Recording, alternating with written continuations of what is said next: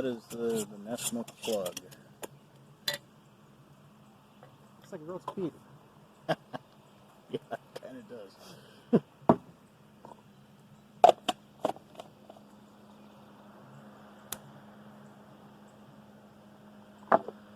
Nice little folder there.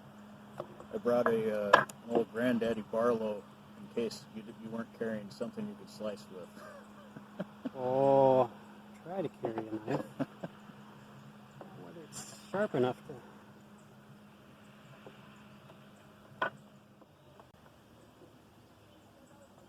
I'm going to dig into a little McClellan pebble cut here. Yeah, don't mind us. We're just prepping. Yep.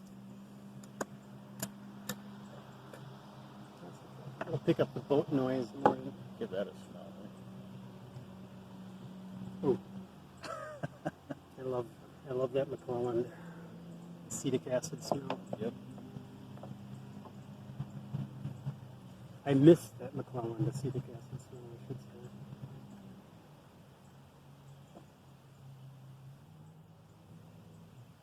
Yeah, so I learned to deal with flakes from dealing with McClellan flakes. So when I came across actual intact flakes, I wasn't quite sure what to do with them.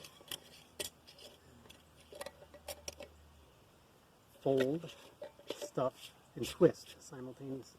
Mm-hmm. Took me a while to figure that out.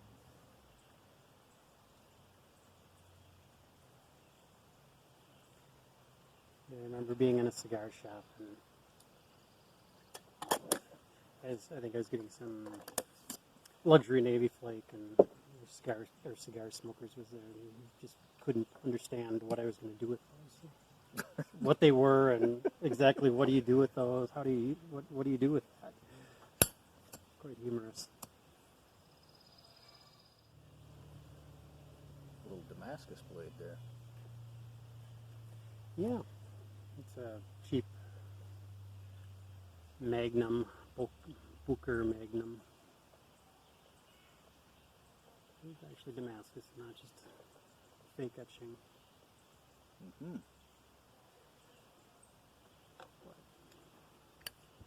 Not an expensive knife, $50 maybe.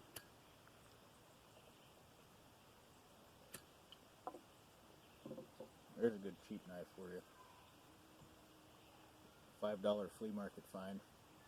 Japanese, but old Japanese 1095 steel. And still solid as a rock.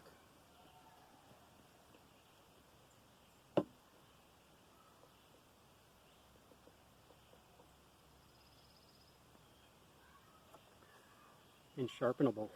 Mm-hmm. Classic woodsman's knife. Right?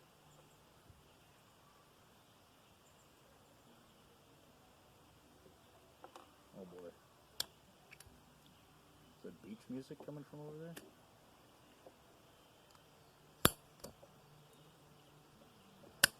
I don't know, but in search of Timberdrifter, and we're in traffic central here. Children and boats and bicycles and beach music. The deep north woods. And the occasional kingfisher or merganser slipping by. Oh, sure. Talk about nature.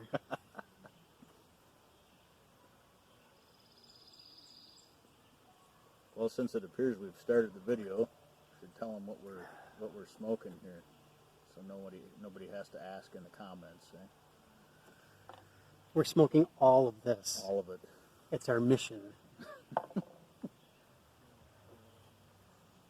So Timberdrifter was gracious enough to offer some Nessmuk plug, which looks like a lovely roast beef, but tastes much better. Yeah. How old do you think that is? A few years. It's not that old. How should I refer to you on your channel here? Oh, Mr. Mammoth? oh. Trailing the Mammoth? How about Mammoth Tracker? Mammoth Tracker, all right. The Mammoth Tracker brought a few tobaccos here to sample, but I chose to smoke one that I brought, not because I wasn't interested in those, but I had in mind to smoke some McClellan Pebble Cut, and I know that he's a fan of McClellan too, so I figured we'd try him out. Yeah, I don't have a vast cellar of these things. I've got this and I've got 110. And that hopefully will last a while. A little bit of coffee.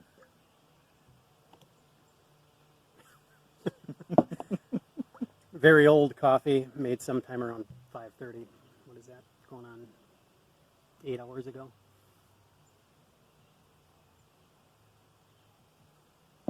So we had a little bit of a nice hike here in Cathedral Point, near Boulder Junction in Sainer, Wisconsin. So Timberdrifter spent 6 years Mm-hmm. working for the. You were actually working for the state, right? Yep, the DNR, Department of Natural Resources. Yep, Doing campground and forest type maintenance work. yep. And I lived right up the road from here. This was my personal playground and swimming area for 6 years. I'm not sure how personal it really was from all the people that are here right now. I think it's getting better publicity these days. There weren't typically all that many people here at that time. So check Cathedral Point on Instagram or look for hashtag Cathedral Point, see how many posts there are. Yeah, Let us know. yeah. I haven't looked it up yet to see. But we've got rainstorms coming through the area, and it feels like it's getting ready to start raining again right now. We'll see if we get away with this. It's what, low 70s, 90% humidity. Yeah, quite humid. It'd be awesome if it weren't for the humidity. So have you had any warm days up in the beautiful North Woods here in Wisconsin? Yeah, it's been getting up into the 80s recently, which is warm enough for me.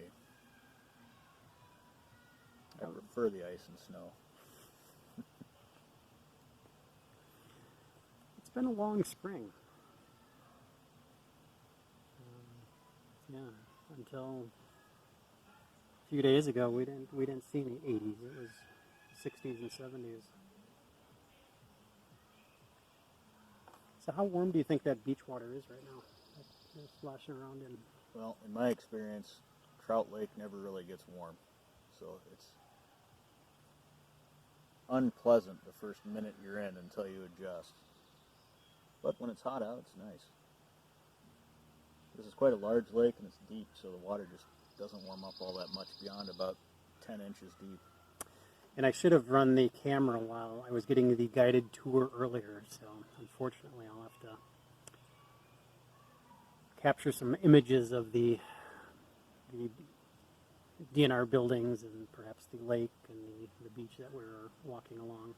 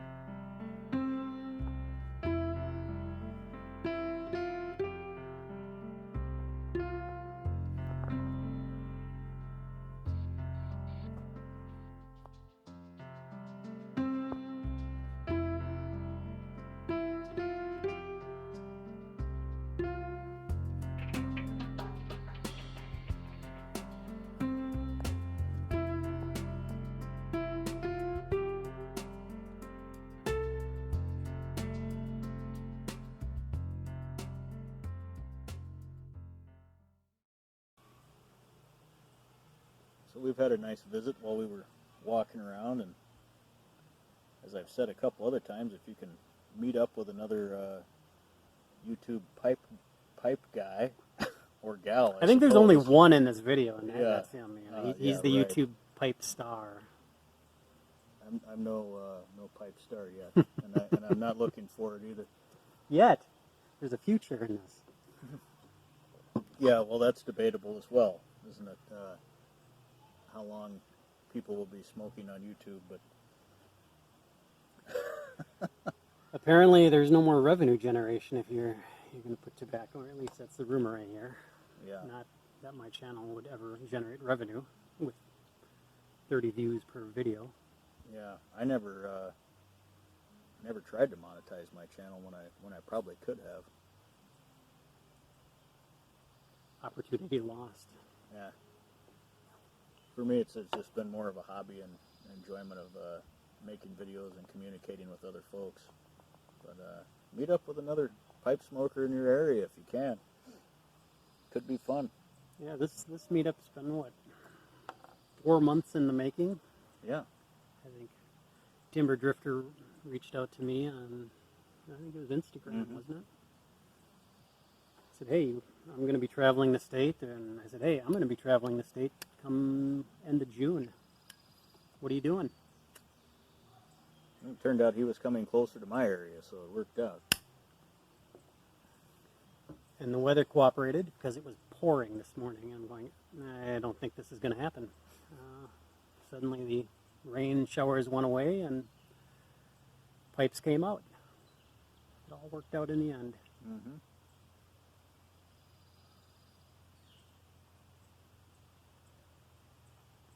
So that pretty much concludes the video. That was all that was leading up to the video. Oh, I yeah. suppose. Right. You know, and that is something else. It is. I am used to making videos by myself, right? And I made a video with I'm a Wrench, Steven. We made 2 videos, and we both found it somewhat difficult to keep up any level of communication while the camera is on. And Okay, your turn to speak. yeah, Wait, exactly. no, your turn to speak. It's What? difficult to figure it out. So So this one was, let's turn the camera on and get the pipes going and forget the camera's going. And oh, hell yeah, hey, you're still on. yeah, see what Hey, happens. Cool. And of course, people were wandering through the shot earlier. Horrified by the sight of tobacco and pipes. I didn't even look at them. I didn't want to know. What are they doing? Why are they here?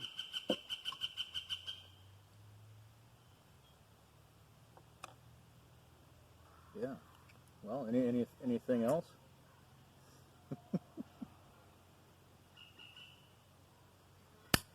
Having a little difficulty getting Nesmic plugged to ignite on this steamy day. Yeah, I'm having to puff a little harder on this than I want to. What do you think of the flavor of that stuff? It's very good.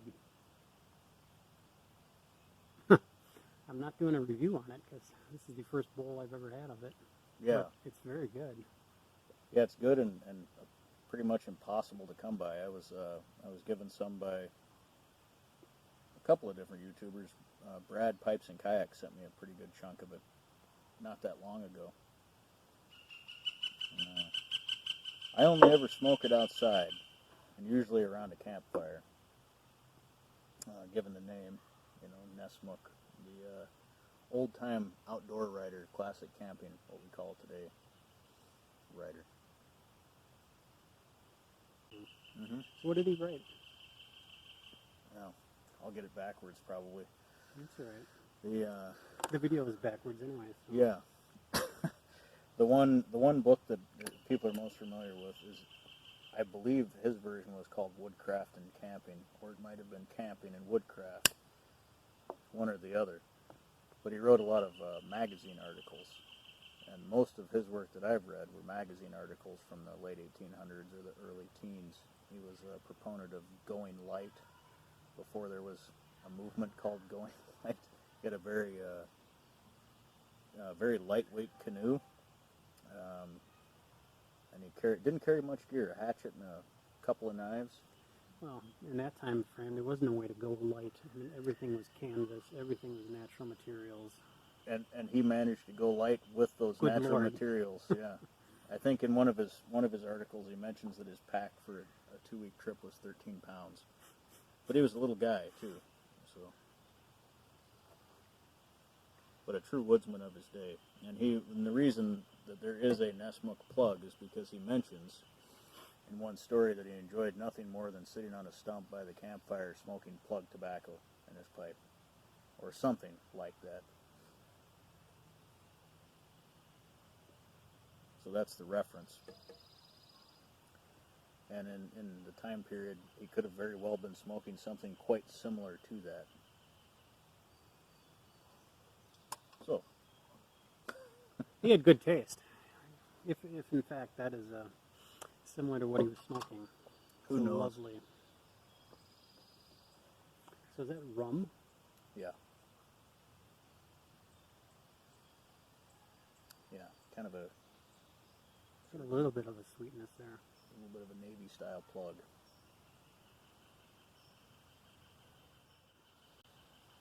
I know the whole backstory on it, but it slips my mind right now because the camera's on. Oh, we don't want to script these, otherwise it wouldn't be natural. Well, that's the quickest way to make me forget what I'm talking about. Turn on a camera. There it was, gone. Mm-hmm.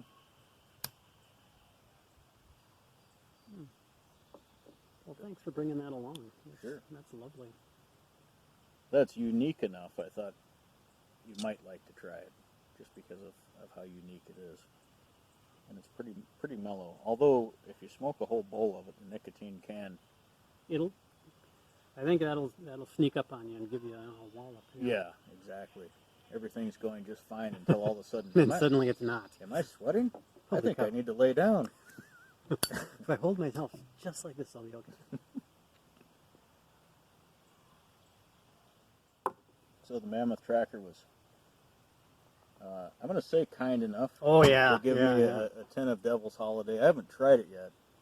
And If you want to know my true feelings on Devil's Holiday, there's a video of the same name. It's a lovely video of Devil's Lake, but not so much the tobacco. so, well, I appreciate it either way. I'll smoke it. Well, I know you made some reference to liking cherry blends, and that's kind of a berry. I'm sure there's some cherry in there. There's other things in there too. And the retrohale on that is wonderful. But the inhalation, it's just, for me, I can't separate the flavors. It's just too one note, overpowering. But Bombarded the tongue. yeah, it's too much. Yeah, I always like to have a good aromatic on hand. I get tired of the Burleys and the Virginias and the dark Kentucky every once in a while and want something that tastes fruity. As long as it isn't Paladin cherry. It's black cherry. Or Middleton's cherry, for that matter. That's another one that I haven't retried since.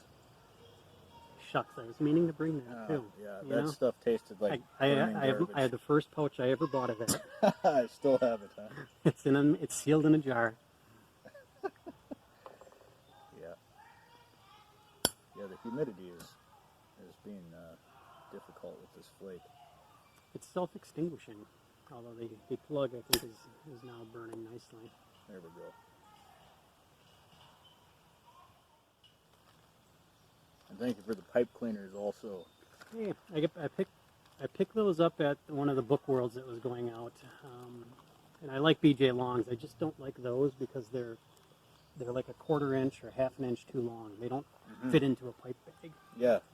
So hopefully you can make use of them, because I seem to do all my cleaning from pipe cleaners out of the pipe pouches. Yeah, I will make use of them. I go through pipe cleaners like they're going out of style, which I think they are. Well, they are here. Yeah. We had a. This is what I can get here, and they're all right. But Well, they're great if you got a Falcon. yeah. They're nice and thin. But don't you pay like $2 or $3 for 32 pipe cleaners? Yeah, exactly. crazy. And they're not even U.S. made. They're made in China. They're made in China. That's right.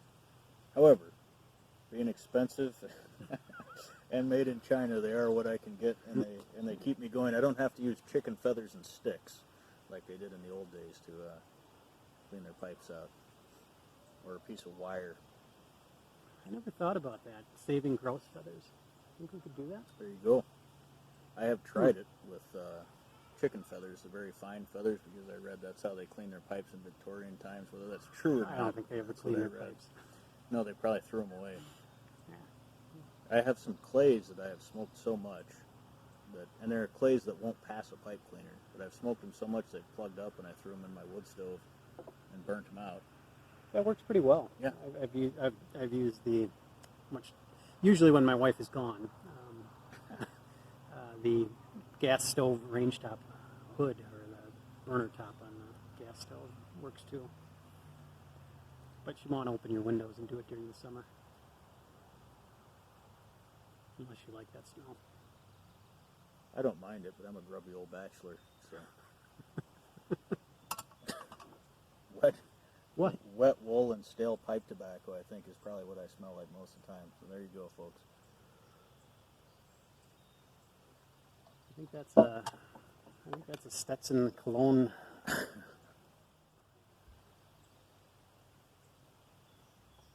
You're gonna have a good time trying to edit this video, I think. Yeah, I've done worse. I've put together worse. Your edits are pretty good. Videos are watchable. There tends to be, it goes from one thing to the next. I found a whole lot of lapsing. It's usually a hike, and I'll usually film for the first quarter of the hike or something, because I still have interest in it. Oh, there's a pretty flower. Oh, there's a chipmunk. Oh, there's a bird flying by. So I'll get a lot of little clips, and then I'll piece those together, and then I get sick of that, so then I do the hike, and then I'll usually stop somewhere along the line and talk about what I saw, or the trail, or the geological features, and then kind of put all those clips together into some sort of a coherent story. Yeah, that's what I enjoy about your videos, is there's a coherent story there. Unlike this one. And yeah, exactly. And it's nature related. You know, after I watched one of your videos, I felt like I took a little kayak trip or a little hike. And, Good. you know, you're pretty good at representing the nature that you're seeing. So where did Timberdrifter come from? The name? Mm-hmm. You know, I don't know that I could. I've given several different answers to that all seemed right to me at the time. Well, I'm sure they're all right in some respects. Yeah, but it's been long enough. I've been using that name since 2011 as an email address. Before I had it as a channel, that email address is gone. But it was one of those things where I was just trying to figure out something, because the first 3 or 4 names I used were already taken. And at the time I had been hitchhiking around some, so I was in the drifter mode, and then obviously I'm in the woods a lot, timber. And then also it's kind of old slang, timber for match. And drift me some timber is old slang for pass me a match. So all of that, some of it may be true, hard to say. Wow.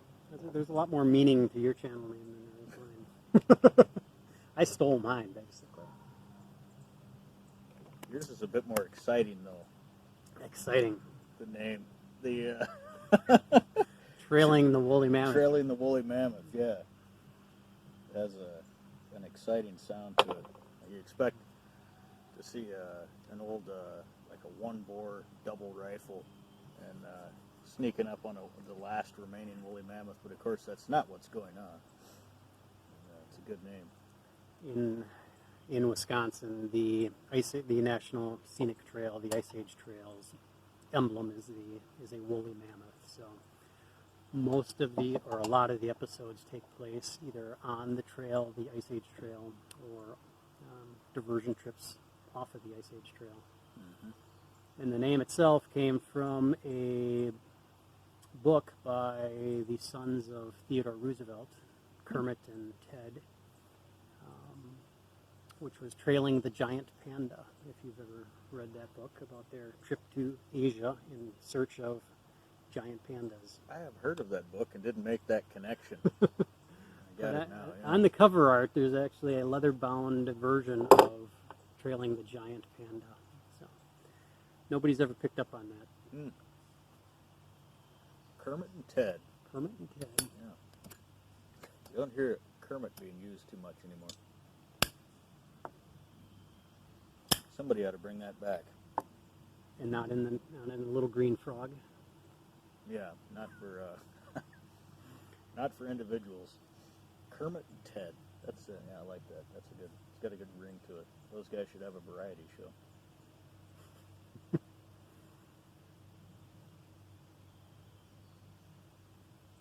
Roosevelt was an interesting character. Anyway, you know. He was. One of my favorite historical figures.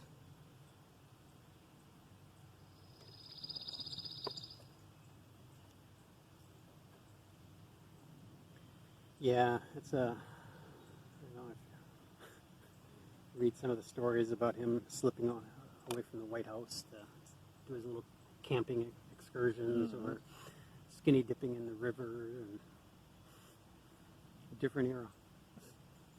Yeah. Or a president who, after his term, went to explore Brazilian rainforest. Almost dies.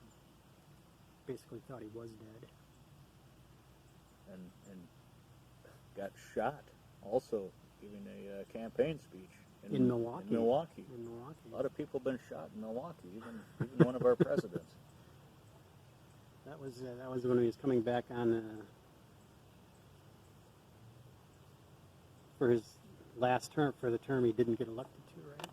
I believe so. Yep. Under the Bull Moose Party. Yep. I think the bullet was stopped by his eyeglass case, if I recall correctly. I think that's right. Yeah. He was bleeding, but he wasn't badly wounded. He gave the speech. Gave the speech anyway. By God, you're here to see my speech. I'm going to give the speech. Yep. Yeah, we don't have presidents like that. And we're back. Thanks for joining us. I wondered if you were going to say that. You said that in, I think, all of your videos. That's kind of your tagline. Thank you for joining us. Oh. Thanks for joining. Thanks for joining me.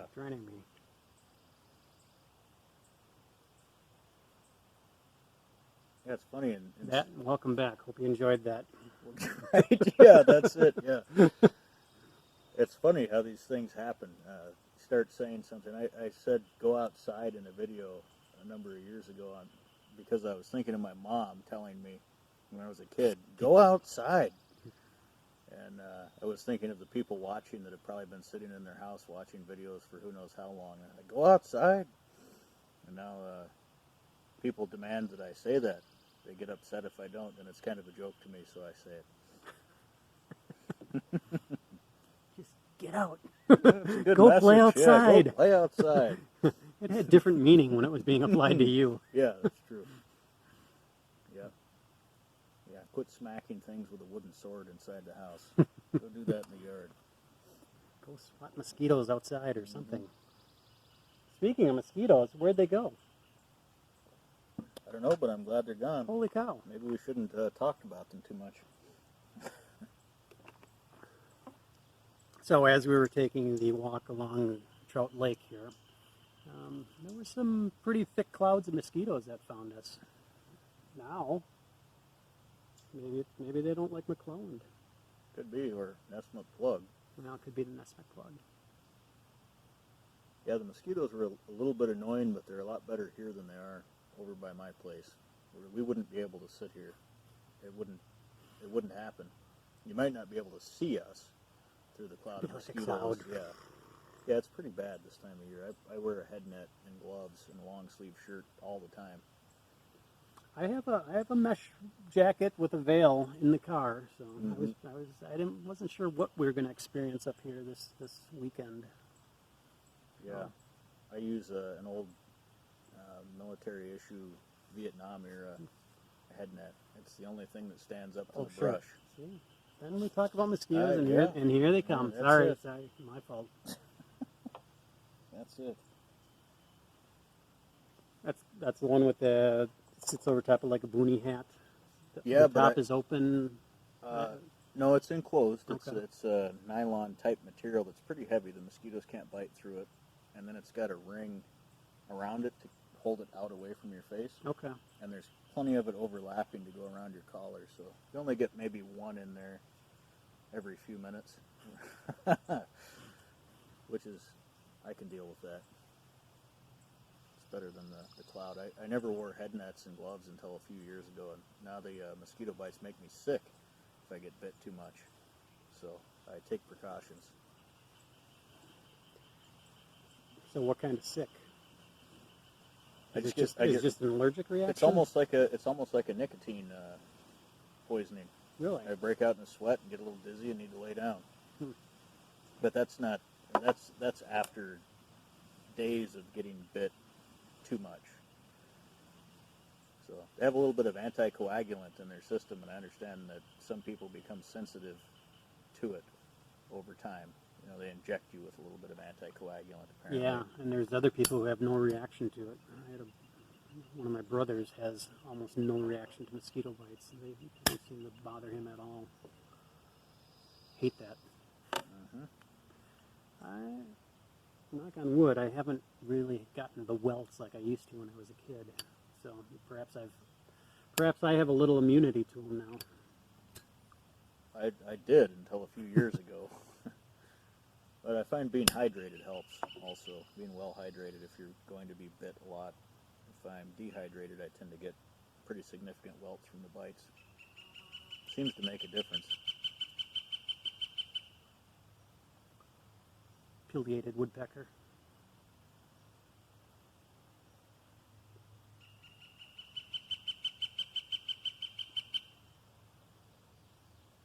It sounds like a tropical bird a little bit to me. I know. It's something you'd see in a Tarzan movie. And then the sandhill cranes, when they come through, they make sounds like the old Hollywood movie pterodactyls. They look sort of like pterodactyls when they're flying by, too. Yeah, Oh, look, the pterodactyl coming in. And the mute swans also, they're just so huge when you see them fly over. It's pretty crazy. So do you get, in your boggy areas, do you get any cranes that stay the season? Yep. Okay. Yeah, especially when I used to work full-time on a cranberry farm, there was always a pair that was there throughout the season, sometimes two pairs. We named them Fraser and Lilith, the cranes. Some people might get that joke, maybe. Fraser. Sitcom, I believe, wasn't it? Lilith was the ex-wife of... Cheers. Oh, was it Cheers? Fraser and... Fraser? Yep. What? Well, that was the crossover, right? And then Fraser had his own show. Yep. Okay. Yeah. Lilith was his wife. Okay. Yeah, it's all coming back. Yep. Okay. They're pretty neat to watch. So when I worked on the cranberry farm, the cranes were always nearby, and then there were usually northern harriers also. And the way they hunt is pretty neat. The northern harrier, they drift pretty low, and then they just drop right on top of their prey. They are cool. They are cool to watch. Through the central part of the state, where there's a lot of what used to be bogs and wetlands, there's marshes. There's still a good number of harriers that you can see, and it's great when they drop onto the mice. Neat. Yeah, when I was cranberry farm I worked on is an organic farm, so there's a lot of hand weed pulling. Lots of willow being pulled out of the cranberry beds, and sometimes I'd be out there on my knees pulling willow, and a northern harrier would drop almost arm's length away. They were so used to us being out there, they weren't afraid of us anymore. And it's a funny thing to watch a bird drop onto the ground. They obviously don't belong on the ground. You know, they look like someone threw them there. Their wings are all spread out like this, and they kind of swim along in the cranberry vines and pin the mouse down, catch them, and fly off. Yeah. They're a neat bird too. Yeah. When they're flying through the timber areas too. Yeah, and then the name is escaping me right now. The fish hawks, the Osprey? osprey.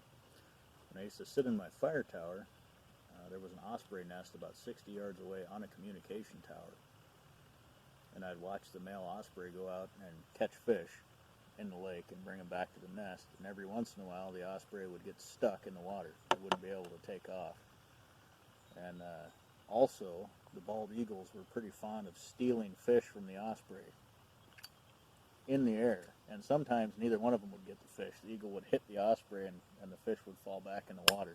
It's fun to watch from the binoculars when I should have been looking for forest fires, but that was bird watching. More fun to watch the raptors challenging each other. I looked around also, but which is interesting. I mean, the bald eagle is not the bird you think of as. I mean, they're happier scavenging off a dead, decaying. They're more like a vulture than they are an eagle. That's true. Yeah, pretty common to see them up here on the side of the road munching on a roadkill deer. Well, wasn't it Benjamin Franklin that wanted the turkey as the national emblem of the United States because the bald eagle is such a cowardly bird, shouldn't represent the country. Yeah, and from the way turkey is used today, I don't know. It would have been a bad choice. Yeah. Well, when you moved to Wisconsin, there were wild turkey again. That's a reintroduction project that actually worked very well. Maybe too well. Well, hard to there say. are those who they are everywhere now. So oftentimes when the turkey flocks are big, you'll find no deer in the same area. They just don't like each other. They compete for the same food. And some people say that the turkey are competing with the grouse, or the grouse are competing with the turkey for some of the same food, but I don't know that I believe that. They don't quite eat the same things. The grouse are pretty specific in what they go after. Well, they'll go after everything. But yeah, I think the grouse's diet is a little more diverse than the turkey's. Yeah. Yep.